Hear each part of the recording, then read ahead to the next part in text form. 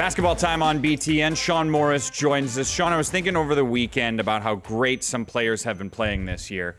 And if I had to come up with a top 5 list, your first team all Big Ten, I don't have my 5th guy. Give me your 5 guys right now. Well, I'm going to start at Michigan. I'm going to start with Nick Stauskas. I mean, I think right now he's playing just outstanding basketball.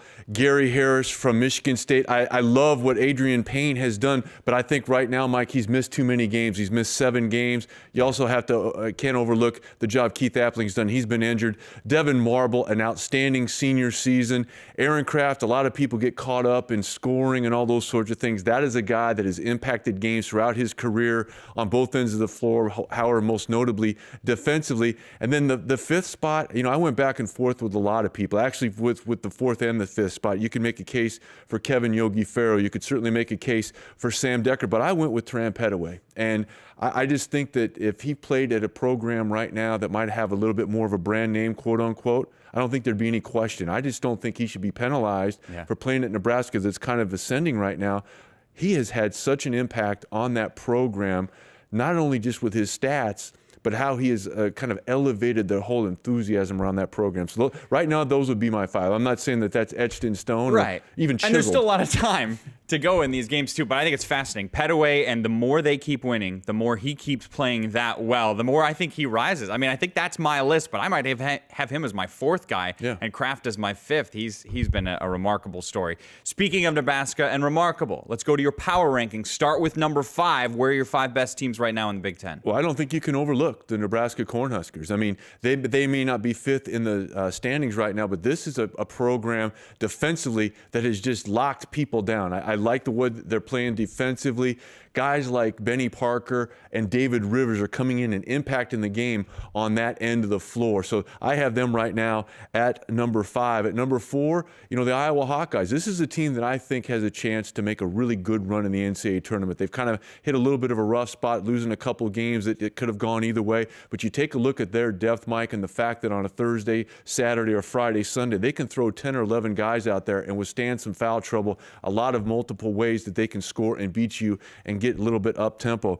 Number 3, I'm going with the Michigan State Spartans. Or actually, I flipped that around. I'm going to go with Wisconsin. But I think Wisconsin, as we take a look ahead, this is going to be a team that, as you look at the NCAA tournament, they're getting better. I think they have a chance to maybe make the deepest run of any team that we're going to have in this league right now, just because of the multiple ways that they can score. I like what they're doing. They're kind of coming together at the right time.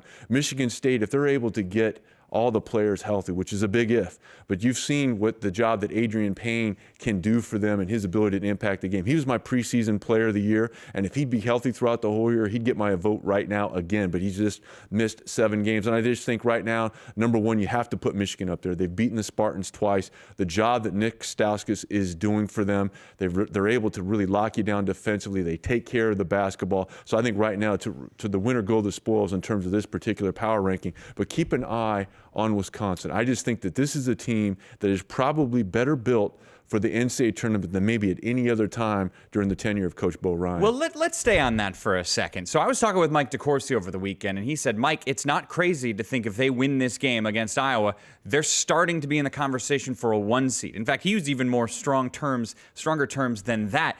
Look at their numbers. Their strength of schedule is 2. Their RPI is 5. They have 5 wins against the top 25, 8 wins against the top 50, 14 wins against the top 100. They did it in conference. They did it out of conference. They beat Florida, SLU, Virginia.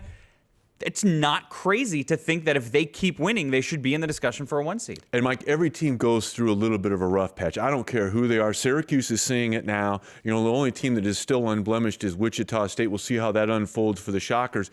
Wisconsin had a very similar situation. They went through a little bit of a rough patch at the beginning of the conference play. They got off to a nice start. I think they started the year 16-0, if I'm not mistaken. Then they lost a few games, but they're coming together right now. They're tightening things up. They did not panic. They'd never changed how they played. They've just tightened things up on the defensive end of the floor, and they're such a difficult matchup for teams once they get outside the league, because it's very rare that you'll see guards posting up and the bigs that Wisconsin has that can pull out and pull shot blockers away. So what they really try to do is put defenders in situations in which they're not comfortable, and when you don't have a long period of time to get ready for that, Conference, they do. They've got tape. And you can watch all the tape you want. If you're someone that's preparing, 36 hours is a very, very quick turnaround to prepare for a team like this. I just looked at Jerry Palm's most recent bracketology. He has them right now as a 2 seed already in the NCAA tournament.